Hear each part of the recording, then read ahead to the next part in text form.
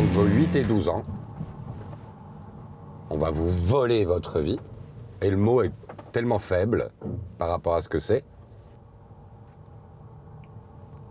C'est-à-dire, vous l'avez raconté, donc je me permets évidemment. Oui, je vous en prie. Un ami de vos parents très proche va abuser de vous pendant des années, 4 ans visiblement. Est-ce que vous pouvez expliquer la mécanique du silence, qui est très importante parce que ça va permettre, évidemment, vous le savez mieux que moi, à d'autres de le décoder. Oui, bien sûr. Là, en fait, moi, dans ma famille, c'est un peu particulier parce que mes parents étaient très, très jeunes. Ah. Ils m'ont eu, ils avaient 19-20 ans. Mmh. Donc, quand ils déménagent, en fait, il y a cet homme qui leur tourne autour, comme ça, qui est en fait un notable, quand même, de la petite ville. Quelqu'un qui a de l'argent, une notoriété, etc. et qui manipule tout le monde. Donc, il va manipuler mes parents pour qu'ils deviennent amis, parce que d'emblée, il voit très bien que de toute façon, je suis là, que c'est un violeur de petites filles, il n'a que des garçons, le gars.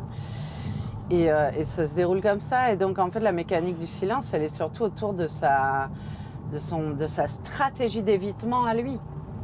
Un homme ils sont très, très malins pour ça. D'ailleurs, on dit souvent qu'ils sont malades, ils ne sont pas du tout malades. Ce sont des stratèges incroyables.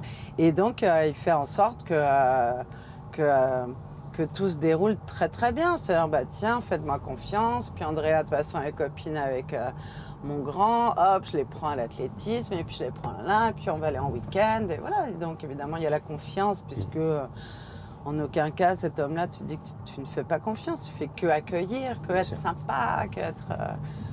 Donc, mes parents, ils ne calculent pas, quoi. Ce qui est un peu logique. Et puis, comme évidemment, moi, je ne dis rien, puisque... l'agresseur me fait croire que je suis coupable puisque visiblement il me dit que j'aime ça et que je le crois moi du haut de mes 9 ans.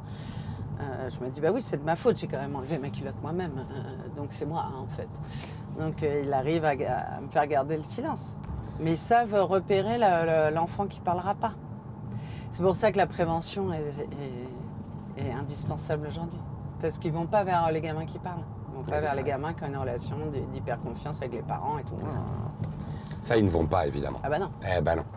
Trop de risques. Trop de risques. Eh ouais.